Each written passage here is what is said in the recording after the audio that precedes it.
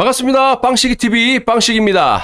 여러분, 이 탄핵 정국 당시에 온갖 조작 날조로 현직 대통령을 탄핵, 구속을 시켰던 이 특검의 검사들은 문재인 정부 또 윤석열 정부에서 모두 영전이 돼가지고 보란듯이 잘 먹고 잘 사는 것을 넘어서 당시 범죄들을 은폐하기 위해 가지고 지금까지도 언론사를 압박하고 국민들을 속이고 있습니다. 현재 이 대한민국의 사법 시스템은요, 그야말로 거의 붕괴가 됐고요. 마치 이 북한이나 미얀마처럼 인민재판을 받는 것처럼 억울한 사람들이 속출나고 있는데도 불구하고 누구 하나 나서서 이런 문제를 해결하려고 하지도 않고 있다는 거죠. 그래서 빵식이TV는 미약하지만 탄핵 정국 때 벌어졌던 이 검사들의 만행들이 언젠가는 전 국민들께 퍼지기를 기원하면서 어떤 검사가 어떤 식으로 조작과 협박, 회유를 했는지 여러분들께 좀 상세하게 고하도록 하겠습니다.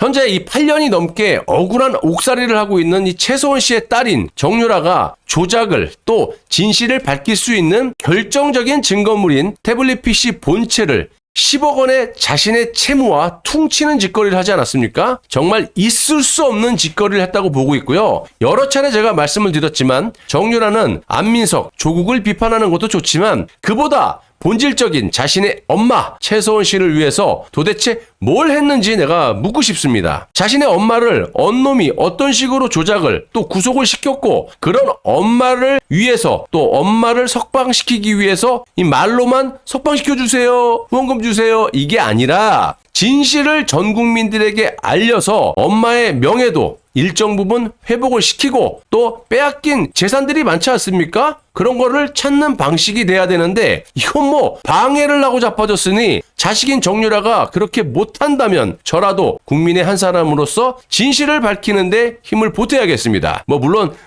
수년 동안 3년이 넘게 4년째 지금 이러고 앉아있지만 앞으로 지속적으로 이 목소리를 또 내야 될 것 같습니다. 삼족을 멸한다. 이건 뭐 고려시대나 조선시대에서나 나올 법한 어마무시한 발언 아닙니까 여러분? 그런데 이런 말을 검사가 했다? 자, 정유라 잘 들어봐. 이 말은 너의 어머님인 최소원 씨를 비롯해서 정유라 너 그리고 너의 자식까지 싹 다 멸하겠다라는 어느 검사의 발언 아니냐? 이런 놈을 응징해야 되는 게 자식된 도리가 아니냐 이 말이야. 허구한 날 돈돈돈 거리지 말고. 빵식이TV는 수년간 엄청난 압박을 받으면서 이런 노력을 해왔단다. 알기나 아냐?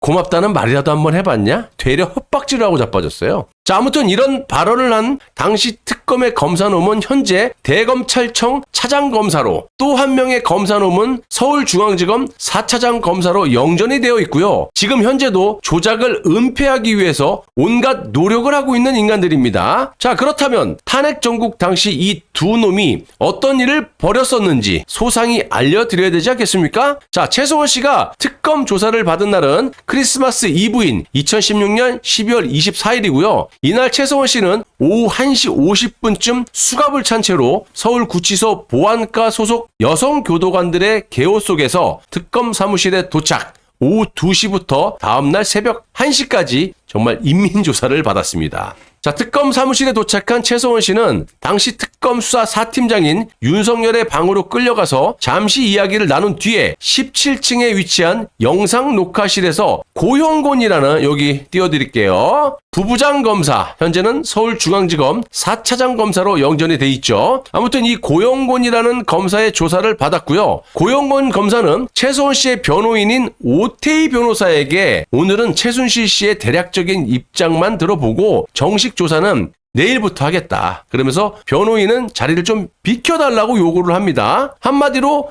오늘은 조사가 아닌 단순한 면담이니까 최소원 씨는 변호인의 조력을 받을 이유가 없으니까 빠져 계세요. 안심하고 그냥 나가 계세요. 이런 말이 되겠습니다. 자, 고영곤 검사는 김수남, 이영렬 특수본 시절의 태블릿 PC 사용 여부와 관련해서 이미 최소원을 조사한 적이 있기 때문에 최소원과는 구면인데도 불구하고 면담을 핑계로 최소원의 변호인의 입회를 불허했던 겁니다. 잘 기억해 두세요, 이 대목을. 그리고 최소원의 변호인인 오태희 변호사는 조사실 밖에서 면담이 면담이 끝나기를 기다렸고 이 면담은 일종의 상견례 자리이기 때문에 대부분 20분을 넘기지 않는다고 하는데 면담 시간이 2시간을 넘기자 이에 변호사가 항의를 했고 그제서야 이 고용곤 검사는 변호인의 입회를 허용을 했다라는 겁니다. 자, 이렇게 변호사가 입회한 가운데 최소원에 대한 조사가 시작이 되죠. 고용곤 검사는 최소원 씨에게 검찰에서의 당신 진술은 전부 거짓말이다. 우리가 새로운 사실을 가지고 있다. 지금부터 진실을 이야기하라면서 최소원을 다그치기 시작합니다. 마치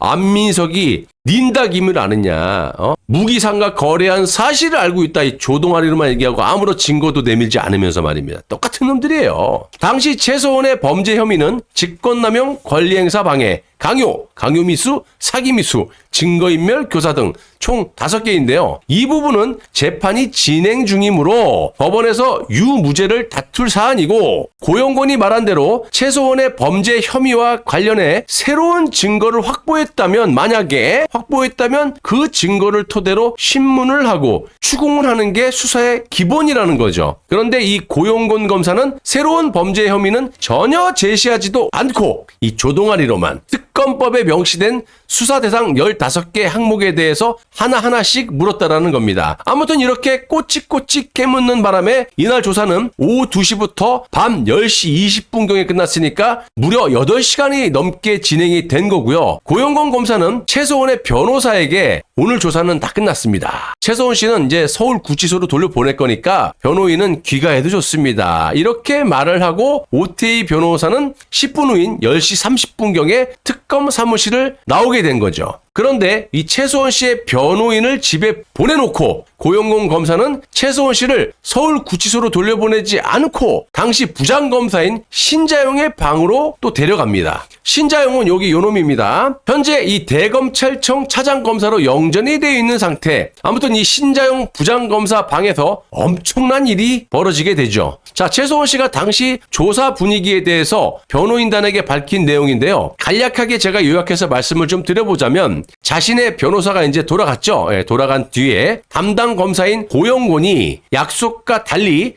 최소원 씨를 서울구치소로 보낸 게 아니라 부장검사인 신자용의 방으로 데려갔고 그 방에서 또다시 2시간가량 조사를 받았다는 거예요. 자, 신자용 부장검사가 최소원 씨에게 특검에 들어온 이상 협조하는 게 좋을 것이다. 당신과 박근혜 대통령 사이에 있었던 모든 일을 다 불어라. 그렇지 않으면 당신의 삼족을 멸할 것이고 당신은 물론이고 당신의 딸 정유라와 당신 손자까지도 영원히 감옥에 썩게 할 것이다.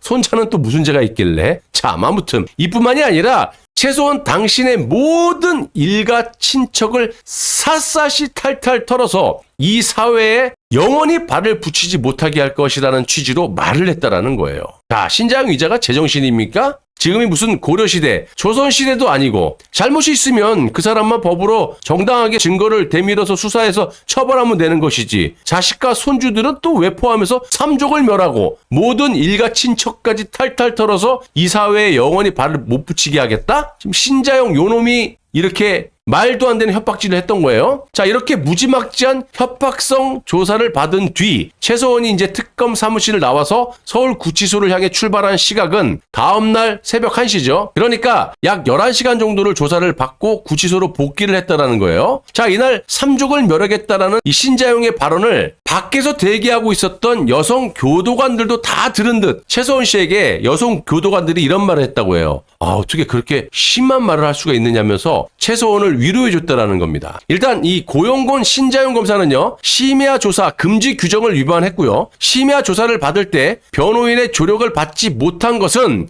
헌법 및 형사소송법에 보장된 피조사자의 권리를 침해했다고 볼 수 있고 특검 수사팀의 신자용 부장검사가 피조사자인 최소원에게 충격적인 폭언을 한 데에 대해서 특검 내부에서 조사를 해달라고 변호인이 요청을 하고 조사를 담당했던 신자용과 고용곤 검사를 이 수사 라인에서 제외하는 등 이에 대한 적절한 조치가 이루어지지 않으면 피조사자, 즉 최소원은 특검 조사에 응할 수 없으며 강제 수사권을 발동해서 체포영장을 발부하더라도 피조사자 최소원 씨는 묵비권 등 헌법이 부여된 모든 권리를 행사하겠다라고 통보를 했다라는 겁니다. 그러니까 마치 이제 기피 신청을 하듯이 실제로 최소원 씨도 특검의 거듭된 소환 요청에 삼족을 멸한다는 폭언을 들은 이후에 너무 무섭고 두려워서 특검에 나가지 못하겠다. 재발 방지 대책을 마련해주지 않는다면 특검에 출두하지 않겠다라는 취지의 불출석 사유서를 무려 3차례나 제출했다라는 겁니다. 그런데 정말 뻔뻔한 이 신자용 이자의 행태를 제가 말씀드리지 않을 수가 없는데요. 특검의 입장을 들어보기 위해서 신자용 부장검사에게 질문지를 보냈고 신자용이 답변서를 보내왔는데 그 내용을 들어보시면 정말 뒷골을 딱 잡으십시오. 아, 혈압 터집니다. 신자용 왈. 최소원에게 대통령과의 관계에 대해서 말하지 않으면 삼족을 멸하겠다라는 말한 사실은 없고